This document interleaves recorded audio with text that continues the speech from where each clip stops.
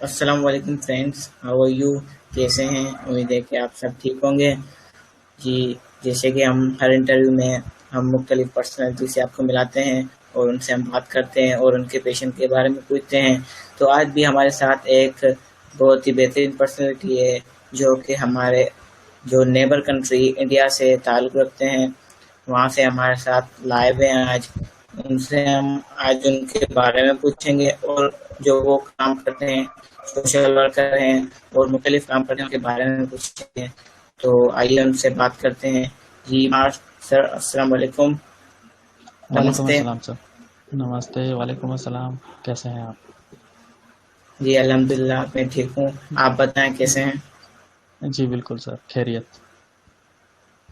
जी।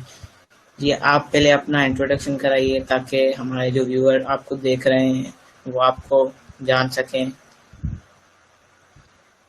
जी बिल्कुल। मेरा नाम मुकेश कुमार है। मैं इंडिया से हूँ। इंडिया में पुणे एक सिटी में मैं रहता हूँ। बाय प्रोफेशन मैं बैंकर हूँ। और बैंकिंग के अलावा जो है मैं सोशल एक्टिविस्ट और एक छोटे मोटे रूरल डेवलपमेंट के ऊपर और इंडिया पाकिस्तान फ्रेंडशिप के ऊपर काम कर रहा हूँ।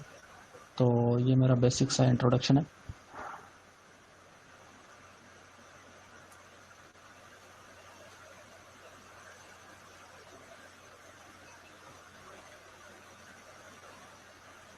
जी, आवाज़ आ रही है मेरी? जी बिल्कुल। जी, तो आप पहले अपने शहर जिस में रहते हैं, पुणे में, उसके वेदर के बारे में बताइए। आजकल वहाँ का वेदर कैसा है? गर्मी कैसी है? जी बिल्कुल। पुणे जो है एक काफ़ी अपने शानदार मौसम के लिए जाना जाता है।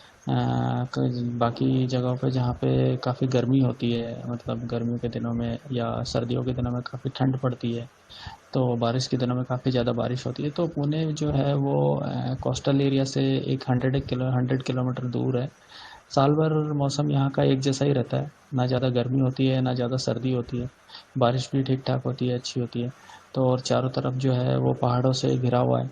तो काफ़ी ग्रीन और काफ़ी अच्छा है, खूबसूरत सा शहर है।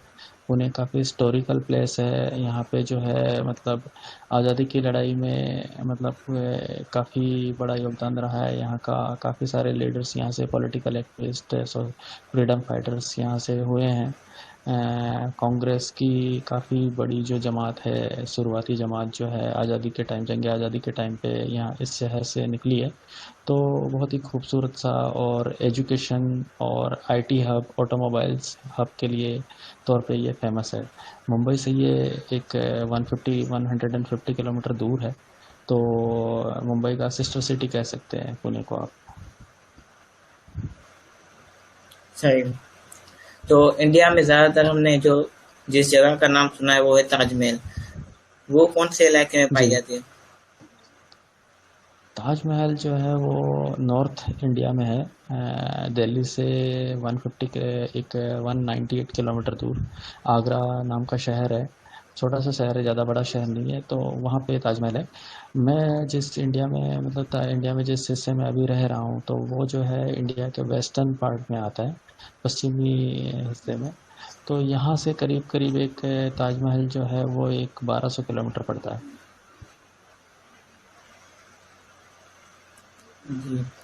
जी। जो अभी आप अभी काम कर रहे हैं इंडिया पाकिस्तान को मिलाने के लिए, वो उसके बारे में आप बताएं। जी बिल्कुल। इंडिया और पाकिस्तान के बीच में फ्रेंडशिप के ऊपर काफ़ी दिनों से मैं सोच रहा था कि इसके ऊपर एक लोगों को जो है एक कॉमन प्लेटफॉर्म दिया जाए, जहाँ पे जो भी प्रोग्रेसिव थॉट के लोग हैं या जो सेम माइंडेड लोग हैं, जो पीस चाहते हैं या जो एक दूसरे के साथ बातचीत करना चाहते हैं, जानना चाहते हैं एक दूसरे के बारे में, समझना चाहते हैं एक दूसरे को, तो उनको एक ऐसा कॉमन प्लेटफॉर्म मिले जहाँ पे वो लोग अपनी बातें शेयर कर सके, अपने व्यूज़ जो है वो शेयर कर सके। और जो भी वो जानना चाहिए एक दूसरे के साथ, अपने जो है एक्सप्रेस थॉट्स जो एक्सचेंज हो, कम्युनिकेशन गैप है वो ख़त्म हो। ये मेरा जो है मेरी कोशिश है। तो इसके लिए हम लोग व्हाट्सएप के ऊपर और फेसबुक के ऊपर काम कर रहे हैं। लोगों को जो है एक प्लेटफॉर्म दिया जाए, लाया जाए वहाँ पे, और वहाँ पे ज़्यादा से ज़्यादा लोग जो है वो अपने बारे में बताए और दोनों देशों के बारे में जो है एक दूसरे के बारे में जाने पहचाने। जो कम्युनिकेशन गैप जो 70 सालों में आ गया है, वो कम्युनिकेशन गैप ख़त्म करने के ख्याल से जो है ये कोशिश, छोटी सी कोशिश की गई है। जी, आप सोशल एक्टिविटीज़ में, सोशल वर्क में आप कौन-सा काम करते हैं? सोशल वर्कर में जैसा मैंने बताया कि सोशल वर्क जो है मैंने एज ए इंटरेस्ट स्टार्ट किया था तीन से चार साल पहले। तो तब से हम लोग जो है रूरल डेवलपमेंट के ऊपर, जो गांव है, गांव में डेमोक्रेसी किस तरह काम करती है, या जमहूरियत को कैसे लोगों के हाथ में दिया जाए, या लोगों को जो है उनके राइट्स बता के उनका पार्टिसिपेशन जो है वो जमहूरियत में कैसे सुनिश्चित किया जाए, इसके ऊपर जो है हम लोग काम कर रहे हैं। इसके लिए हमने एक गांव चुना है जहां पे हम लोग कोशिश कर रहे हैं कि उस गांव को पार्टिसिपेटरी डेमोक्रेसी का एक model, as a model village हम लोग डेवलप कर सके, जहां से पूरा जो देश है वो, या पूरी दुनिया में जहां कहीं भी लोग जो है जमहूरियत को डेवलप करना चाहते हैं, वहाँ से वो लोग कुछ सीख सके। तो ये हमारी कोशिश है। तो इसके बारे में बेसिक सा मैं एक छोटा सा इंट्रोडक्शन दे देता हूँ कि जो पार्टिसिपेटरी डेमोक्रेसी के बारे में मैं बता देता हूँ थोड़ा बहुत। देखिए, जो डेमोक्रेसी है, डेमोक्रेसी की एक प्रोसेस है जिसमें लोग जो है वो अपने रिप्रेजेंटेटिव चुनते हैं, और वो रिप्रेजेंटेटिव जो है वो लोगों के बिहाफ के ऊपर लोगों के लिए काम करते हैं। ये एक ऐसी अपेक्षा होती है, या हमारी ऐसी जो है उनसे जो है एक्सपेक्टेशंस होती है। लेकिन इसमें एक चीज़ ये होती है कि जिन लोगों को हम लोग डेमोक्रेसी के अंदर हमारे रिप्रेजेंटेटिव के तौर पर चुनकर भेजते हैं, वो 5 साल तक जो है, एक बार हमने वोट दिया और उसके बाद में अगले 5 साल तक, जब तक वो नेक्स्ट इलेक्शन नहीं आ जाते हैं, तब तक जो है उनके बीच में और हमारे बीच में कम्युनिकेशन गैप इतना ज़्यादा होता है। ना तो हमारी उनके साथ कम्युनिकेशन हो पाता है, तो ना हमारी जो ज़रूरतें होती है, जो हमारे काम होते हैं, वो उन तक पहुंच नहीं पाते सही ढंग से। पहली बात तो ये। दूसरी बात, उनकी अकाउंटेबिलिटी है वो फिक्स नहीं होती है। तीसरी बात कि एक सेंट्रलाइज्ड सिस्टम की तरह देश की, या मतलब देश की या स्टेट की, प्रोविंस की कैपिटल में या राजधानी में, वहाँ पे जो है बैठ के असेंबली जो है वो कुछ रेजोल्यूशन पास करती है, और उसके थ्रू पूरे स्टेट को के ऊपर जो भी पॉलिसीज़ है वो पॉलिसीज़ इम्प्लीमेंट कर दी जाती है। लेकिन बेसिकली होता उसमें ये है, दिक्कत उसमें ये है कि इंडिया या जो भी डेवलपिंग नेशंस है, पाकिस्तान है, बांग्लादेश है, जितने भी डेवलपिंग नेशंस हैं, वहाँ पे जो लोग हैं, या डाइवर्सिटी इतनी ज़्यादा है कि हर गांव की प्रॉब्लम बहुत अलग होती है। हर गांव जो है वो अपने आप में अलग होता है। उनकी ज़रूरतें अलग है, उनकी दिक्कतें अलग है, उनकी प्रॉब्लम्स अलग है, उनकी जो चीज़ें, ज़रूरतें, उनको जो काम चाहिए गवर्नमेंट से, वो भी अलग अलग है, डिफरेंट डिफरेंट है। तो वो किसी भी एक सेंट्रलाइज सिस्टम की तरह चलने के बजाय हमारी कोशिश ये है कि एटलीस्ट गांव के जो काम है वो गांव के लोगों के द्वारा मिलकर, लोगों के पार्टिसिपेशन के द्वारा लोगों से पूछ कर किए जाए। जहां वो जो भी फंड गांव के डेवलपमेंट के लिए आता है, तो वो जो है वहाँ के लोगों को पूछ के, उनसे कंसल्टेशन करके एक कॉन्शियस बना के ये काम किया जाए। ये प्रैक्टिस हम लोगों ने शुरू की है एक गांव में। महाराष्ट्र में ही एक गांव है जहाँ पे मैं रहता हूँ, पुणे से करीब करीब 400 किलोमीटर दूर। तो यहाँ पे हम लोगों ने कोशिश की है कि ये प्रैक्टिस हम लोग करवा सकें। और ये प्रैक्टिस जो है दुनिया में कई जगह पे, ब्राज़ील में, यूरोप में, यूएस में, इवन इंडिया के भी कई गांवों में, हो सकता है पाकिस्तान के भी कई गांवों में, ये सारी प्रैक्टिस जो है ये कई गांवों में चल रही है, और उसके नतीजे भी काफ़ी पॉजिटिव मिले हैं। तो जब लोगों को ये रहता है कि लोगों का यकीन होता है कि भाई मेरा गांव जो है वो मेरा है, और इसकी डेवलपमेंट जो है वो मुझे ही करनी है, बजाय किसके कि कोई सरकार या कोई गवर्नमेंट आके हमारा रिप्रेजेंटेटिव उसको डेवलप नहीं करेगा। वो हमें फाइनेंशियली या हमारे लिए स्कीम ला सकता है, हमारे लिए जो है हमें फंड दे सकता है, लेकिन जब तक हम लोग इसमें एक्टिवली पार्टिसिपेट नहीं करेंगे, तब तक जो है वो इसमें करप्शन होगा, इसमें जो है काम जो लोगों को चाहिए वो नहीं होगा। तो ये सारी चीज़ें हैं। तो इसके ऊपर बेसिकली काम करने की कोशिश कर रहे हैं हम लोग।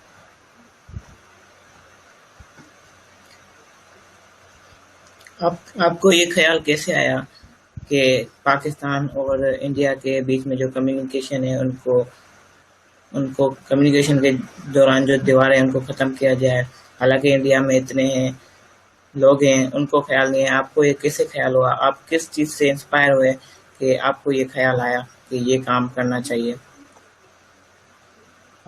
इसमें देखिए काफ़ी इंटरेस्टिंग सवाल है, क्योंकि मैं जब भी इंटरव्यू देता हूँ तो ये सवाल मुझे हमेशा पूछा जाता है कि ये ख्याल कैसे आया। देखिए, ख्याल जो है वो इस तरीके से आया कि 70 साल पहले दोनों मुल्क एक ही मुल्क थे, और हमारी बातचीत, हमारी बोली, हमारी जो ज़बान है वो, हमारा कल्चर, हमारा रहन सहन, इवन हमारी जो प्रॉब्लम्स है वो भी करीब करीब एक जैसी ही है। एक जैसी कहने के बजाय हम कह सकते हैं कि एक ही है। तो और एक ये सुनते आए हैं बचपन से कि भाई हमारे बीच में जो है ट्रस्ट की कमी है, कि हमें ये बताया जाता है बचपन से कि भाई जो पाकिस्तान है वो हमारा दुश्मन मुल्क है, और पाकिस्तान में भी यही होता है कि बताया जाता है कि इंडिया जो है वो हमारा दुश्मन मुल्क है। लेकिन कभी डायरेक्ट कम्युनिकेशन तो हुआ नहीं। मैं और आप तो हम लोग डायरेक्टली बात कर रहे हैं, हमारे बीच में तो कोई दुश्मनी नहीं है। तो ये कम्युनिकेशन गैप आया कैसे? ये जो चीज़ें पैदा हुई है, ये चीज़ें इसीलिए पैदा हुई है कि कहीं न कहीं लोगों का डायरेक्ट कम्युनिकेशन नहीं हुआ, और हमें जो चीज़ें अखबार से, मीडिया से जो चीज़ें हमने सुनी, जो किताबों में हमने पढ़ा, उन्हीं को हमने जो है सही माना, और उस पर ट्रस्ट करके जो है उसके अकॉर्डिंग हम लोगों ने अपना काम करना स्टार्ट। हमने बिलीव कर लिया कि भाई जो हमें बताया जा रहा है, जो हमें सिखाया जा रहा है, वही जो है हकीकत है। जबकि हकीकत जो है दोनों तरफ वो बिल्कुल अलग है। हकीकत यह है कि भाई हमें एक दूसरे के से लड़ने के बजाय हमें लड़ना चाहिए गरीबी से, हमें लड़ना चाहिए करप्शन से, हमें लड़ना चाहिए जो टेररिज्म है उससे, हमें लड़ना चाहिए जो हम लोग लॉ एंड ऑर्डर सही ढंग से हम लोग जस्टिस मेंटेन नहीं कर पा रहे हैं उससे, हमें लड़ना चाहिए जो गरीबी है, भूखमरी है, लिटरेसी है, इन सब चीज़ों से। तो ये सारी चीज़ें कॉमन है, लेकिन जो बेसिक चीज़ें हैं वो भुला दी जाती है, और जो वर्चुअल से इशू होते हैं वो इश्यूज़ खड़े कर दिए जाते हैं कुछ लोगों के द्वारा। तो जिनसे कि जो है उनके इंटरेस्ट है, वो उनके इंटरेस्ट है तो वो अपने इंटरेस्ट प्रमोट करते हैं। पब्लिक को चाहिए कि पब्लिक अपने इंटरेस्ट प्रमोट करे, एक दूसरे के साथ बात करे, जाने एक दूसरे को। तो इसी तरीके से कम्युनिकेशन गैप ख़त्म होगा, लोग जानेंगे तो पता चलेगा कि भाई सही तस्वीर क्या है।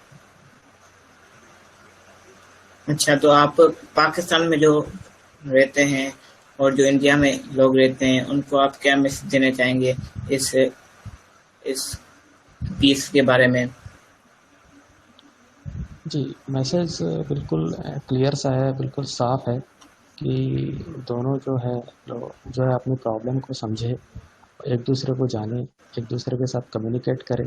कोई बहुत बड़ा मतलब ये नहीं है दुश्मनी जैसी बात जो फैला दी गई है, जो बताई जाती है हमें, उसको एक बार के लिए, थोड़े दिन के लिए अपने दिमाग से, ज़हन से हटाएं, और जो है लोगों से बात करें, लोग क्या कह रहे हैं एक दूसरे के बारे में, जो भी गलतफहमी है गलतफहमियों को दूर करने की कोशिश करें।